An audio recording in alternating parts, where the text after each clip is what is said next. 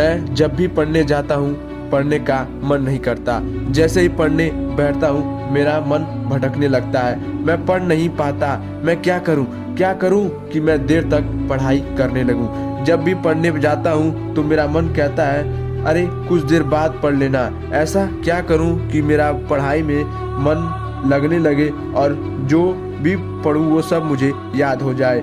दिन रात इसी की चिंता लगी रहती है कि मैं कैसे पढूं, अपनी पढ़ाई कैसे पूरी करूं। एक बात मेरी ध्यान से सुनो, तुम जब भी ऐसा सोचो कि चलो पढ़ लेता हूं तो तुरंत एक्शन लो और पढ़ाई करना शुरू करो। सबसे इम्पोर्टेंट चीज़ जो है तुम्हारा माइंडसेट। अगर सोचो जब भी तुम सोशल मीडिया यूज़ करते हो तुम्हें कितना इंटरेस्ट आता है, जैसे इंस्टाग्राम पर रील्स देखना, व्हाट्सएप चलाना, क्योंकि इंस्टाग्राम की रील्स 15 से 30 सेकंड की बीच होती है और हम स्क्रॉल करते चले जाते हैं और हमें मज़ा आने लगता है।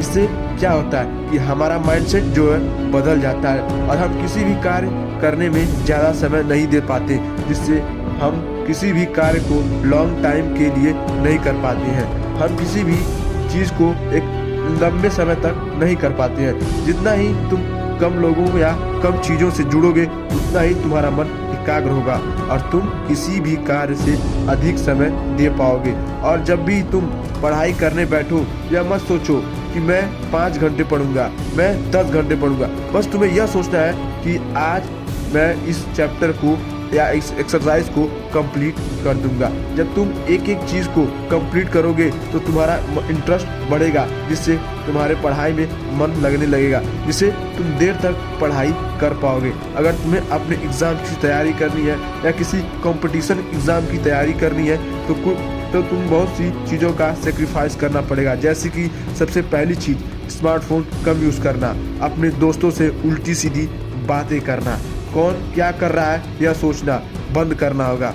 यह सब चीज़ें तुम्हें भटकाएंगी, जिससे तुम्हारा मन भटकने लगेगा और तुम कुछ भी नहीं कर पाओगे। इसीलिए अपने आप को मेंटली और इमोशनली स्ट्रांग बनाओ, जिससे तुम्हारा पढ़ाई में मन लगेगा और तुम ज़्यादा देर तक पढ़ पाओगे। जी हाँ दोस्तों, तुम ज़्यादा देर तक पढ़ पाओगे।